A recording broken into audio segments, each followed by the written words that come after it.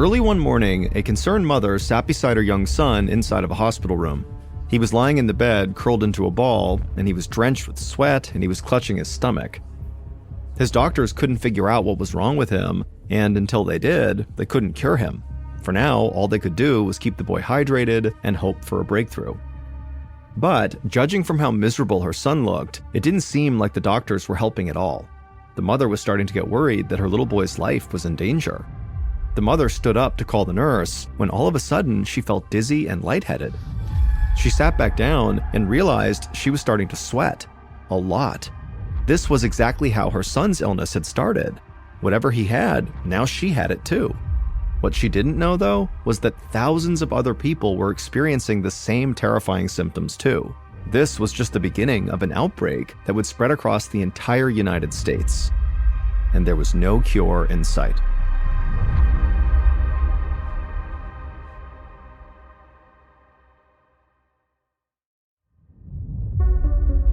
From Ballen Studios and Wondery, I'm MrBallen, and this is MrBallen's Medical Mysteries, where every week we will explore a new, baffling mystery originating from the one place we all can't escape, our own bodies. If you like today's story, please offer to detail the follow button's car, but be sure to hide a slightly open can of tuna under their front seat.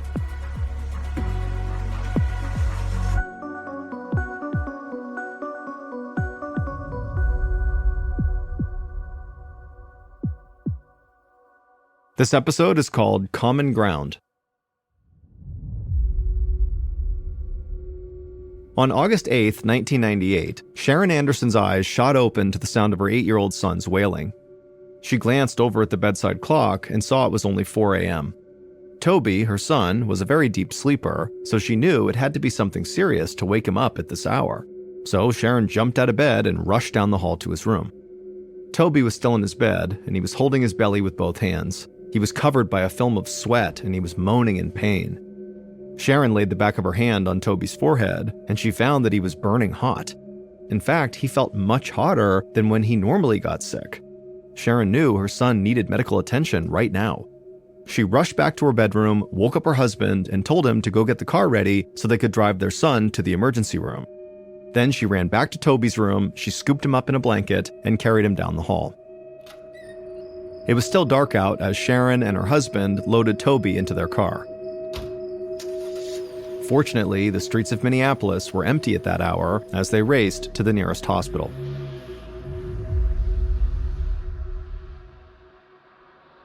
Attending physician Dr. Jean Miller was just starting her shift when her office intercom buzzed and a voice announced that an 8-year-old boy named Toby had just been wheeled into the ER. His mother, Sharon, said Toby had been feverish for hours and was throwing up. Dr. Miller jumped up from her desk and dashed down the hall to the emergency room. She found Toby lying in bed, his eyes half open and his skin drained of color, while his pajamas were dark with sweat.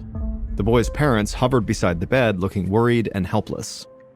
Dr. Miller called for a nurse to bring an IV saline drip to get some fluids into the boy. Then she measured his heartbeat and listened to his breathing. But the child's intense stomach pains suggested that whatever was going on was an intestinal issue. That covered a lot of possibilities, from food poisoning to something much more serious like appendicitis. Dr. Miller asked Toby's parents if he'd eaten anything unusual lately. They looked at each other and listed various meals from the past few days, but then said that nothing out of the ordinary came to mind.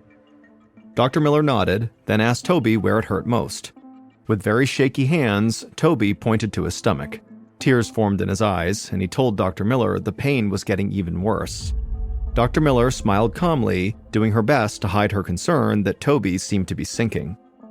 The doctor grabbed a phone off the wall and called the lab to order blood and stool samples. That would likely identify what was happening inside of Toby's body. The doctor was pretty sure it was some kind of food poisoning, but the boy's intense discomfort suggested that it could be more serious than your run-of-the-mill 24-hour stomach bug. Dr. Miller took the parents aside and told them to make a list of every food and every place that Toby had eaten in the past 4 days.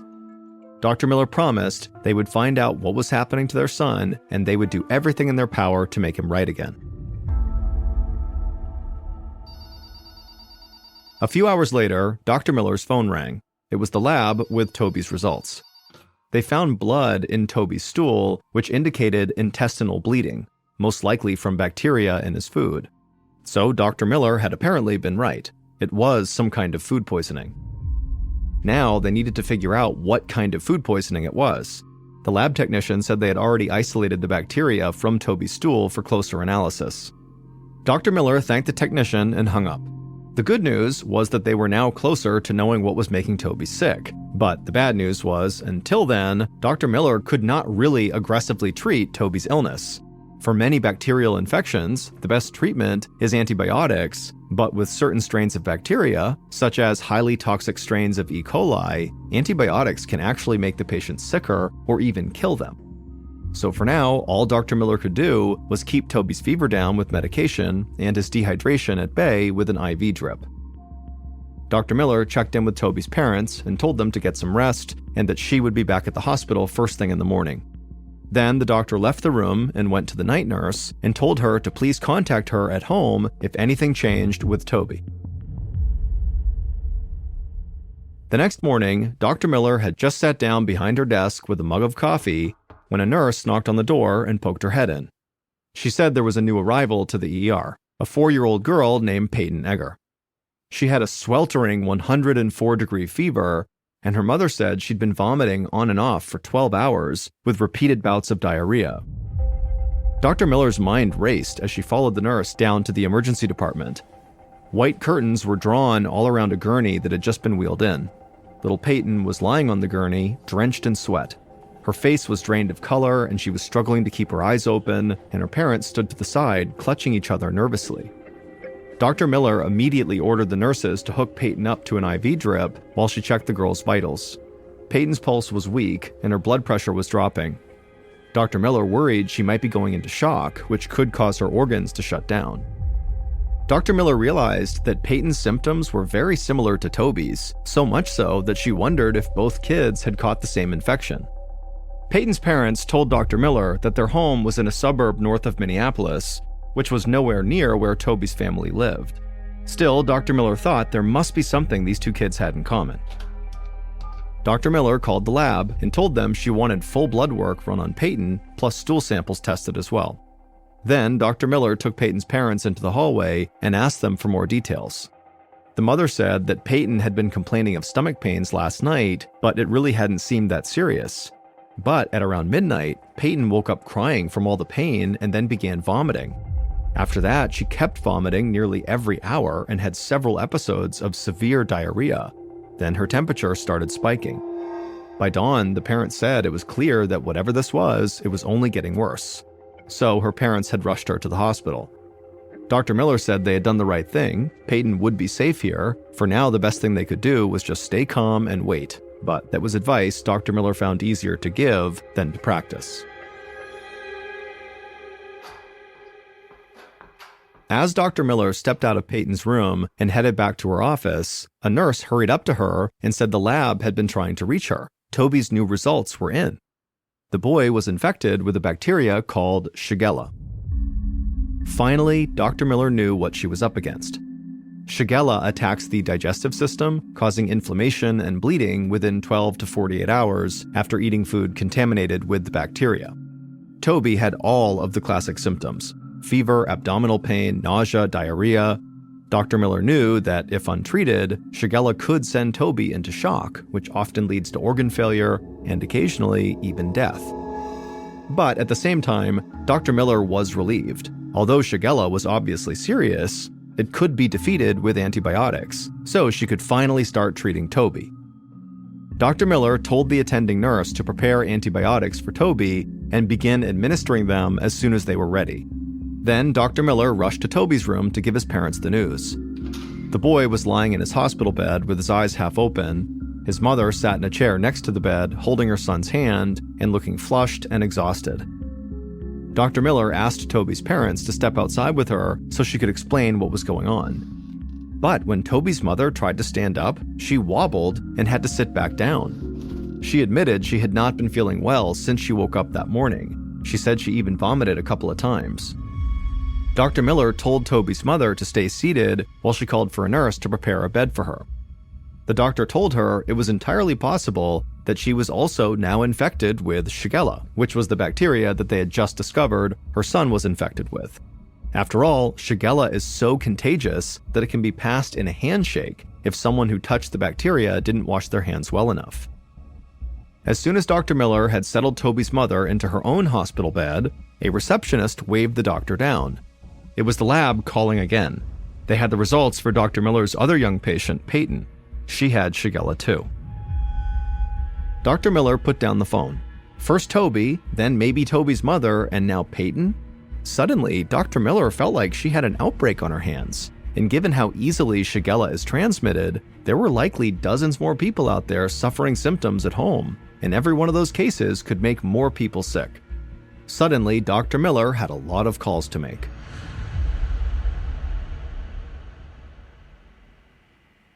Later on that same afternoon in August of 1998, a young epidemiologist at the Minnesota Department of Health named Dr. Julie Wickland was sitting at her desk when her secretary buzzed.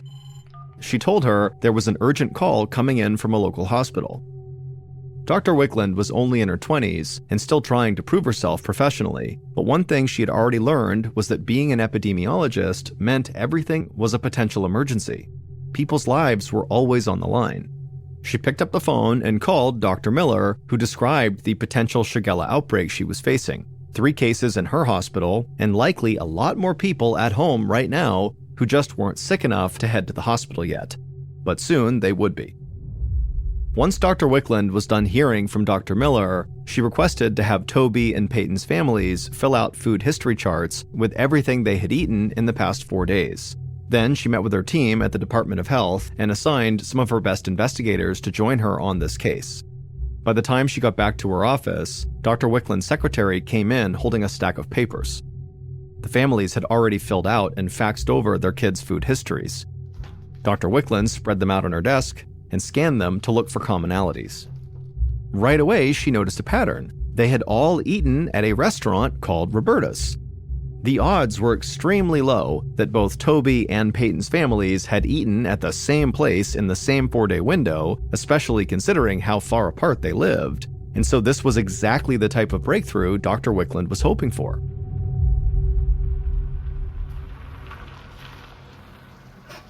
An hour later, Dr. Wickland and 2 other health officials stepped out of a dark sedan in front of the restaurant Roberta's, a modest neighborhood eatery.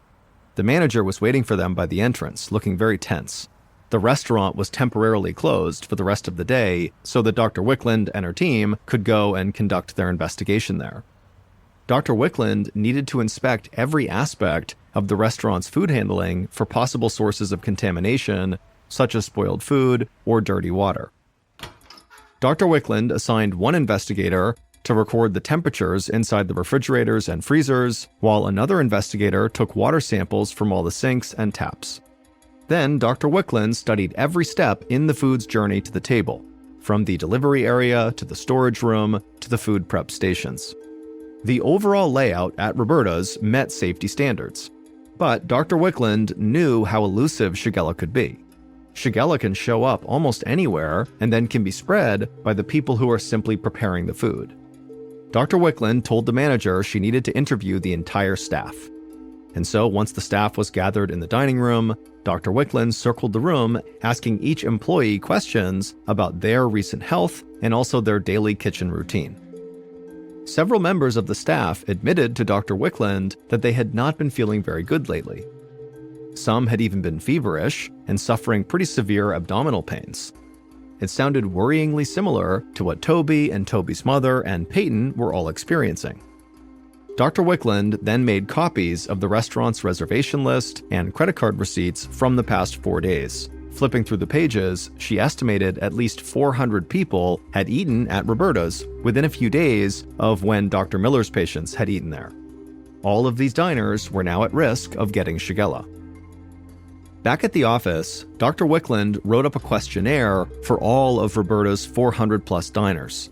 She needed to determine how many other customers out there were suffering similar symptoms. If any of them had contracted Shigella but didn't realize it, they could be infecting other people.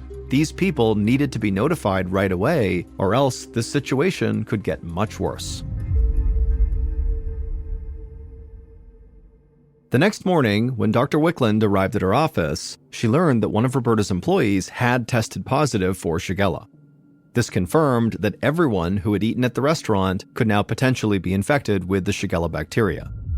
But at least she now had a pretty good idea where the Shigella was coming from, a sick food prep worker who likely had not washed their hands properly.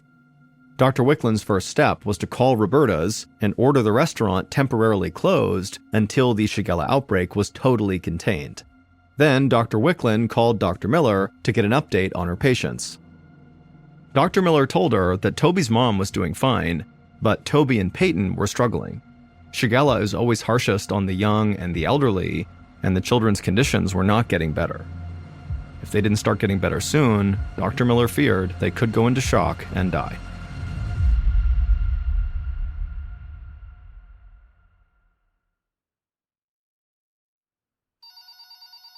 Early the next day, Dr. Wickland's phone rang with new results from the lab. Several more employees at Roberta's restaurant had tested positive for Shigella. This meant that the disease outbreak was not coming from a single unsanitary worker. It was coming from lots of places. Dr. Wickland got a fresh cup of coffee and then sat down at her desk to begin studying the first wave of questionnaire results from Roberta's recent customers. And she was disturbed to see that a full half of the 400 diners reported experiencing symptoms that were consistent with Shigella. But as Dr. Wickland studied the responses, something about the data just didn't seem right. A large percentage of infected diners had eaten at Roberta's before any of the employees started to get sick. So it was unlikely that the employees were giving the infection to the customers. The workers were actually victims too. Dr. Wickland leaned back in her chair and took a deep, defeated breath. She now realized that she actually had no idea where all the Shigella cases were coming from. An hour later, the manager at Roberta's unlocked the restaurant door and let in Dr. Wickland. She told the team to put on gloves and start discarding every piece of food in the building. Nothing could be saved. Roberta's manager was happy to comply, and Dr. Wickland told him the business could reopen once all the food had been thrown away and the entire restaurant professionally cleaned. They couldn't afford to take any chances. Dr. Wickland pulled a bin of produce off a shelf and dumped it in the trash. The Shigella was somewhere under this roof, and Dr. Wickland was not going to let it slip past her. Dr. Wickland returned to her office at the Department of Health to find a report sitting on her desk. Her heart sank. It was the details of another case of Shigella, this time north of Minneapolis. A 33-year-old woman had been rushed to a hospital after hours of vomiting, fever, and diarrhea. The night before, the woman had eaten at an upscale restaurant in her neighborhood called Marty's. Not only that, but she'd gone to the restaurant with multiple friends, all of whom had been contacted and reported feeling sick. But Marty's restaurant was very far from Roberta's. For this illness to strike two restaurants in entirely different areas, miles apart from one another, was extremely rare. Dr. Wickland sighed and called the manager at Marty's to tell them the restaurant would have to close until further notice. She said that a health official would be there shortly to collect their reservation list and credit card receipts, and all their recent diners would need to be contacted about the disease outbreak. Dr. Wickland then called a meeting with her investigators to brainstorm. She felt lucky that there had been no fatalities so far, but she also knew that young children were in the greatest danger. She told her team they had to find the link between Marty's restaurant and Roberta's restaurant that could explain all the Shigella cases. Maybe both restaurants sourced particular food items from the same place, or maybe an employee worked part-time at both restaurants, or maybe they shared a water supplier. Whatever it was, she told her team they had to go find out. By the next afternoon, Dr. Wickland had more information to go on. She and her team had worked around the clock, contacting people and compiling timelines of symptoms. It was a lot to sift through, but she knew it was always better to have too much information rather than not enough. As Dr. Wickland made her way through all the paper piled on her desk, the differences between the two restaurants really jumped out at her. Marty's got its water from a different reservoir than Roberta's, so this was not a water issue, There was also almost zero overlap in their menus because Roberta's and Marty's served very different types of food. And a review of the two restaurants' employees showed that no staff members worked in both places either. The researchers could not even identify a single food that all the sick customers at each restaurant had eaten. Everyone ordered different dishes, yet got sick the same way. And so Dr. Wickland wondered to herself, how could that be? This just doesn't seem possible. Just then, the phone rang. It was the lab with an update on the Marty's restaurant customers. Everyone who tested had come back positive for Shigella. The lab had also done a genetic comparison of the Shigella bacteria from the Marty's diners and the Roberta's diners, and they found them to be identical. Clearly, both restaurants had been contaminated by the same source. Dr. Wickland thanked the technician and hung up. She felt stumped, exhausted, and ready to call it quits for the day, but she did have a couple more calls to make. The first one just to check up on Toby and Peyton. On the other end of the line, Dr. Miller sounded equally exhausted. She said Toby was still bedridden because his body was not responding to the antibiotics. He was now faced with a painful and slow recovery. Little Peyton Egger was even worse. Dr. Miller had nurses monitoring her around the clock, but her family was obviously worried sick. Dr. Wickland thanked her for the update, then she hung up and scrolled through her Rolodex until she found the United States Centers for Disease Control. This outbreak was clearly not settling down the way Dr. Wickland hoped it would, and so it was time to call in reinforcements. Dr. Timothy Niemi was in his office packing up to head home when his phone rang.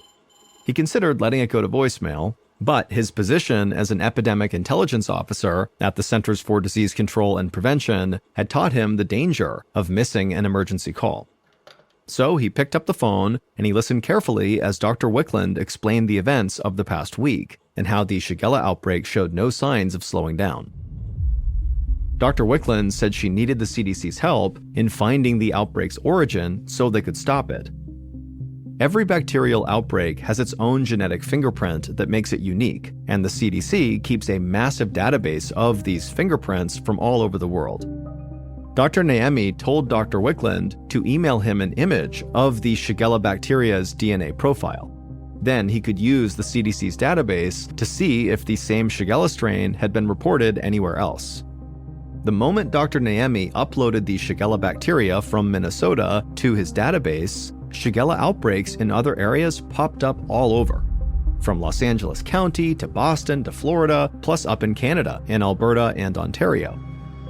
Each outbreak had been linked to a specific restaurant, and all were genetically identical. This meant that there was a good chance all of these Shigella outbreaks were caused by the same source of contamination. The sheer breadth of locations baffled Dr. Niemi. He stared at the map. How did the same contaminant spread across both coasts, down to the Gulf of Mexico, and all the way up into Canada? He emailed his coworkers the results and asked them to help him contact every restaurant associated with an outbreak and compile a comprehensive list of foods and ingredients on their menus. There had to be something in common to all of them that was carrying this particular strain of Shigella. The next morning, one of Dr. Niemi's fellow investigators strolled into his office and handed him a Post-it note with one word written on it. Dr. Niemi read the note and couldn't help but laugh. The investigators had identified the probable source of the Shigella outbreak, and it was something that no one suspected. Dr. Niemi's department even had a term for this particular ingredient. They called it stealth food, because it's used in a wide variety of dishes, yet usually goes unnoticed. Dr. Niemi congratulated his team. This was the best lead they had. He picked up a phone and he called a colleague at the Food and Drug Administration named Jeremy Brown. Dr. Niemi told Jeremy what they had discovered and said he'd need the FDA's help tracing this particular ingredient, the stealth food, to the original supplier. Global supply chains for restaurants are incredibly complex, with foods shipping from across the world and constantly being reprocessed and repackaged, and so finding one bad batch of food among all of that would not be easy. Jeremy said he would get to work. A few days later, Jeremy rode in a Jeep through Ensenada, Mexico. At first, the countryside was dry and dusty, but as they curved over a hillside, suddenly everything turned green. For miles into the distance, Jeremy saw nothing but crops in organized rows. Finally, they turned onto a dirt road and passed a sign that said the name of the farm, Valle Verde. The farmhand pointed out different fields of produce, including tomatoes, celery, cilantro, green onions, radishes, and lettuces, all watered by massive irrigation machines. But the biggest spread of all was an entire 55-acre parcel devoted to growing nothing but the stealth food Jeremy had come to investigate. And the stealth food was parsley. At some point between when it was harvested and when it was shipped, this parsley was becoming contaminated with Shigella bacteria. Jeremy was not going to leave the farm until he found out where and how this was happening. The Jeep came to a stop on the banks of an old riverbed. Since tainted water is the most common cause of Shigella, Jeremy had requested to visit the farm's water supply first.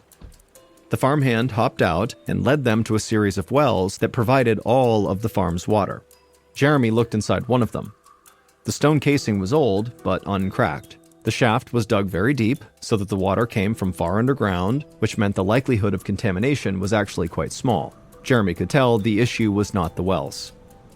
Next, the farmhand drove them past several meadows to a reservoir that served as the farm's backup water supply. It looked like a small fresh lake. The water seemed clean, but Jeremy still bottled up a couple of samples for testing back in the US. The farmhand asked Jeremy where he wanted to head next.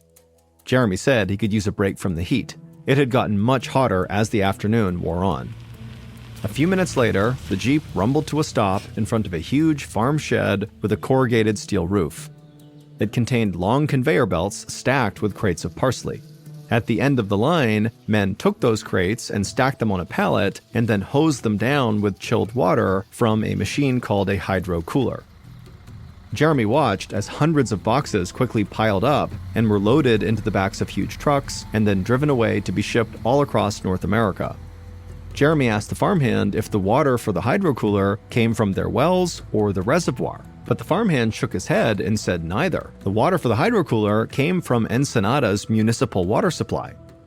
Jeremy put on his sunglasses and told the farmhand that that was where he needed to go next.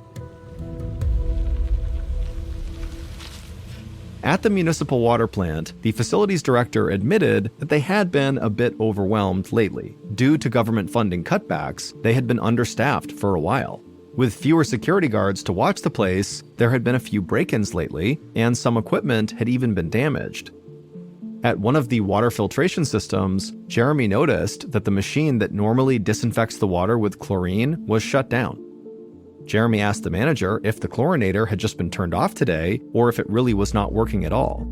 The manager shook his head in frustration and said this had been on their list to get fixed for over a month, but the city hadn't managed to send over the parts yet. Jeremy did his best to hide his shock. Without chlorine, all sorts of contaminants could flourish in the water, including Shigella. From there, the water was pumped to businesses, homes, and farms all over the area, like the parsley crop at Valle Verde. Jeremy filled several bottles to be tested and told the farmhand it was time to go.